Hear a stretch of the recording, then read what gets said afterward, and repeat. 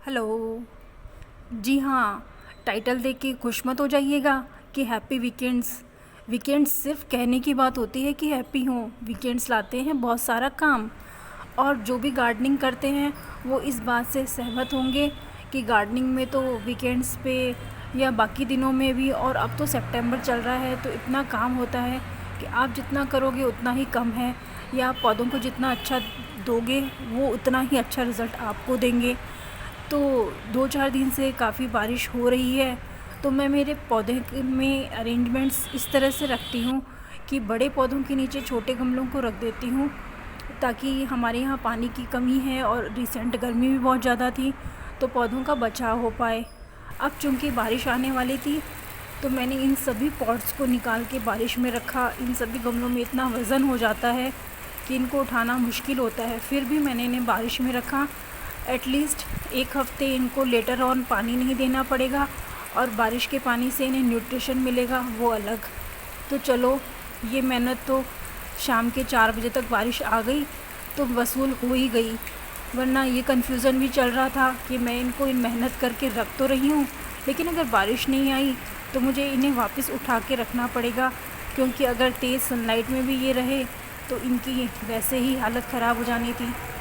तो चलो, शाम तक बारिश के आने से मेरी ये मेहनत तो वसूल हो गई।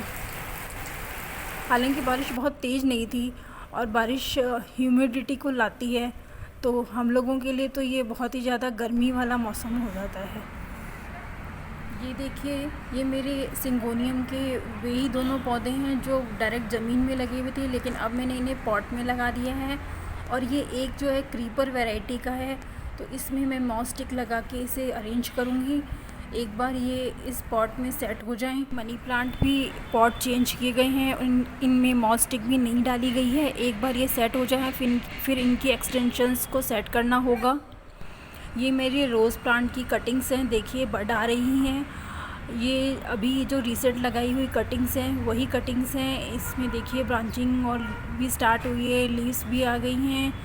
और ये कुछ कटिंग्स अभी मैं वेट कर रही हूँ कि सक्सेसफुल होती हैं क्या, अदरवाइज़ नहीं होती हैं तो इनको फर्दर मैं रिमूव कर दूँगी। बोगनविलिया की कटिंग है जो कि अच्छी ग्रोथ पकड़ चुकी थी, तो मैंने भी इसे एक बड़े साइज़ के पॉट में शिफ्ट कर दिया है, ताकि मैं इसे थोड़े दिन सेट हो जाए फिर मैं इसे एक शेप दूँगी। ये पालक है जो कि लगातार 2-3 दिन की बारिश में पूरा तहस नहस हो गया है।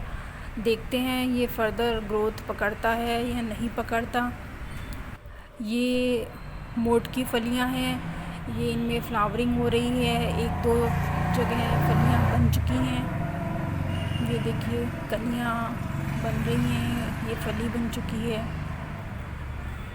ये पौधा चूँकि मैंने लगा दिए हैं, इसीलिए मैं वेट कर रही हूँ कि थोड़ी बहुत फलियां लग जाएं। अदरवाइज़ ये जो पौधे हैं ये चींटों और चींटियों को इतना ज़्यादा अट्रैक्ट करते हैं कि पूरे गार्डन को नुकसान और पहुंचाते हैं। तो इसमें थोड़ी सी फलियां लग जाएं फिर बहुत ही जल्दी मैं इस पौधे को हटा दूँगी।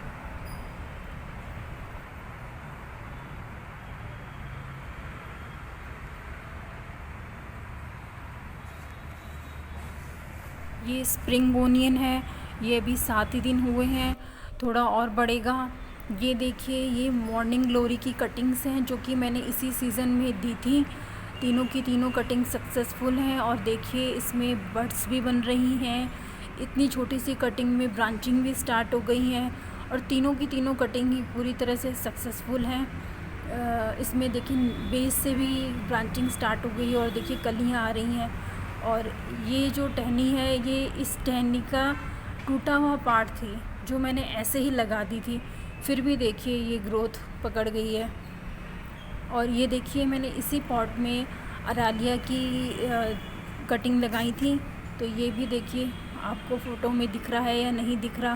पूरी अच्छे से पत्तियां निकल रही हैं, नई पत्तियां निकल रही हैं, और पूरा पौधा बन चुकी हैं एटलीस्ट। ये देखिए इसी पॉट में मैंने ये 2 कटिंग्स भी दी थी। इसमें अभी कुछ ही पत्ती हरी है, ये पूरी तरह से इनका पता नहीं लग रहा है कि ये सक्सेसफुल है या नहीं है, लेकिन अगर इन्होंने ग्रोथ नहीं पकड़ी तो बाद में तो इन्हें हटाना ही है। ये इस पॉट के बेस में आपको ये जो छोटी छोटी गोल गोल गोलियाँ सी दिख रही होंगी, इन्हें अर्थवॉर्म की कास्टिंग्स कहते हैं। जो फरवरी मार्च में मैं खाद डालती हूँ वो हमेशा वर्मी कंपोस्ट डालती हूँ। तो हमारे गार्डन में अर्थवॉर्म्स बहुत होते हैं। तो ये देखिए, अर्थवॉर्म का जो खाना होता है वो ऑर्गेनिक वेस्ट होता है, वो इस मिट्टी को खाते हैं और फिर ये जो गोल गोल कास्टिंग्स है वो उनका वेस्ट प्रोडक्ट होती है। तो इस तरह अर्थवॉर्म जो अपनी सॉइल है उसे पोरस भी करता है, उसमें वेंटिलेशन करता है। तो मेरे गार्डन में जो फरवरी मार्च में खाद डालती हूँ वो वर्मी कंपोस्ट होता है और सितंबर में जो खाद डालती हूँ वो गोबर की खाद होती है। मैंने शॉर्ट्स में अपडेट किया था दिन के राजा के बारे में। तो देखिए, बारिश से इस दिन के राजा के जो फूल हैं ये ख़राब से हो गए हैं और ये पौधा हमेशा हरे भरे रहने वाला पौधा है। ये मेरे गार्डन में अपने आप ही उगा है, मैंने इसे बीज से नहीं उगाया है।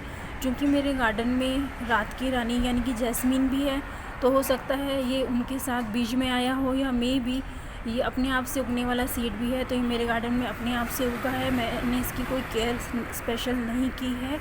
फिर मिलते हैं नई वीडियो के साथ। चैनल पे आने के लिए, वीडियो देखने के लिए बहुत बहुत धन्यवाद।